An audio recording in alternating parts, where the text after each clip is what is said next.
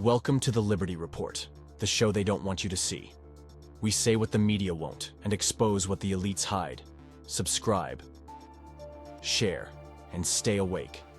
They said he was finished, that America had moved on. But Donald J. Trump was never out of the game. He was simply preparing. Behind every attack, every fake headline, every smear, there was a strategy. And now, after years of chaos, censorship, and betrayal, Trump is back. Not just to lead, but to dismantle the entire corrupt system that tried to stop him. This is the Masterplan. This is the Liberty Report. In 2016, Trump shocked the world. But it wasn't luck. He saw the weakness in the establishment. He saw how Washington was rotting from within. From day one, he faced sabotage from intelligence agencies, career politicians, media tycoons, even members of his own party. But while they mocked him, he was listening, studying, learning. He used their arrogance against them. For every public humiliation, there was a private victory. He replaced insiders with loyalists. He created a network of patriots, hidden deep within the system. These weren't traditional politicians, they were fighters. Ex-military, constitutionalists, business minds, and tech-savvy disruptors. Behind the scenes, they were building the blueprint for a second run. Not just to win an election, but to transform the country. After 2020, the establishment celebrated. They believed Trump had been defeated. But real ones knew. This was not the end. It was the beginning of the quiet war.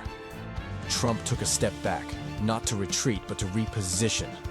He launched a parallel campaign, off the grid.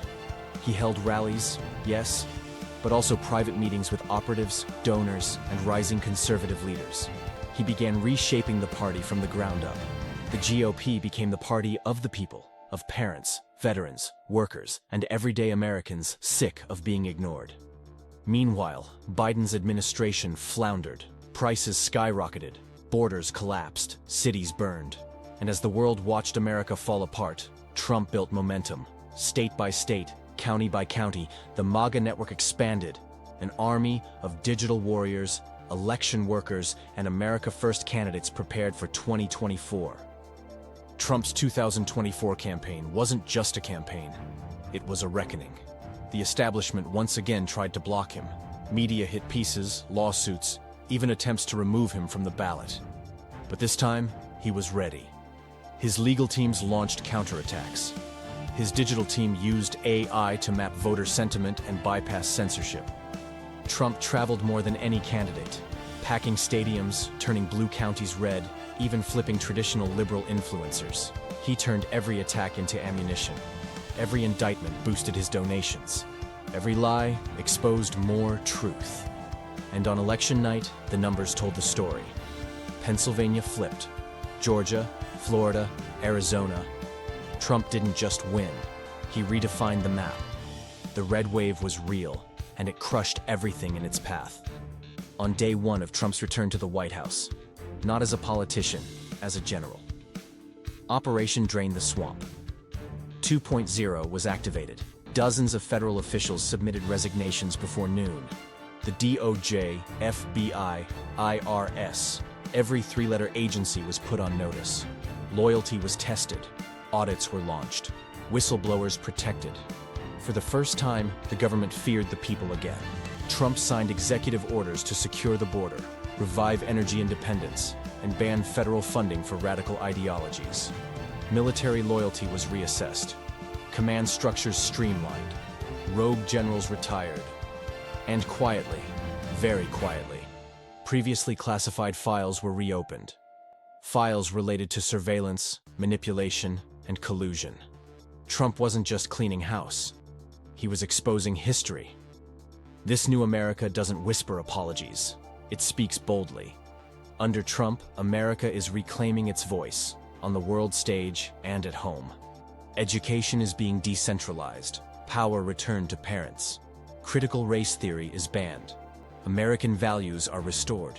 Economically, the dollar is stabilizing. Energy prices are dropping. Jobs are returning to the heartland. Tech companies are being investigated for censorship and collusion. On the global front, Trump is renegotiating trade, defunding failed programs and pushing for peace through strength. China is being held accountable. NATO is paying its fair share. Borders are being respected. For the first time in decades, the government is shrinking. Bureaucracy is collapsing. States are regaining power. And the Constitution is no longer a suggestion. It's the rulebook. But Trump knows the battle isn't over. He understands the deep state isn't just bureaucrats. It's cultural, corporate, global. That's why he's launching a nationwide movement to awaken Americans. Not just to vote, but to run, to speak, to build.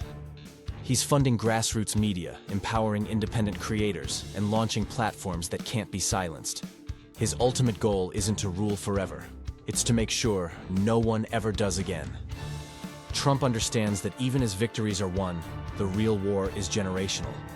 He's building institutions, schools, think tanks, media outlets that will continue the America First agenda long after he leaves office. He's mentoring new leaders, empowering governors, and forging alliances that reach beyond party lines. But the resistance is real. Corporate interests, foreign influencers, and radical ideologues continue to fight back through lawsuits, protests, media manipulation, and economic sabotage. That's why Trump isn't just relying on government reform. He's igniting a cultural revolution. Books are being rewritten, history is being reclaimed, and the American spirit is roaring back to life. Children are learning pride again. Men and women are rediscovering purpose. And the Constitution is being taught, not erased. Trump doesn't want worship. He wants warriors. Every American, from factory workers to software engineers, has a role to play. He's calling for local action. School boards, city councils, state legislatures. The power isn't in Washington anymore. It's in the hands of the awakened. The Liberty Movement isn't just red hats and rallies. It's digital soldiers online. It's mothers at school board meetings. It's business owners refusing ESG compliance. It's courage, accountability, and truth. They tried to define him, to control the narrative, to crush the movement before it could take root.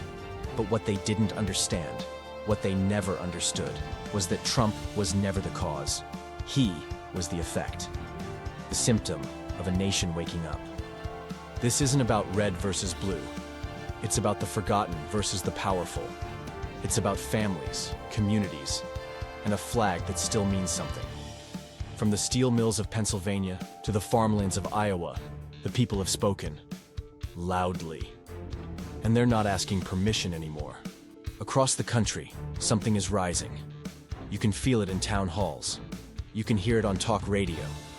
You can see it in the eyes of millions who once felt powerless. The silent majority is silent no more. Trump's fight is our fight. His mission is our mission. And his victory is only the beginning. Trump has lit the fire. Now it's up to America to carry the torch. The news won't tell this story. The textbooks won't write it. But history will remember. This is more than a presidency. It's a declaration. That tyranny ends where freedom begins. That censorship loses when truth is spoken. And that the future belongs to the fearless. They tried everything, but Trump is still standing, and so are we. Welcome to the front line. This is the Liberty Report. Subscribe, share, stand for something before everything falls.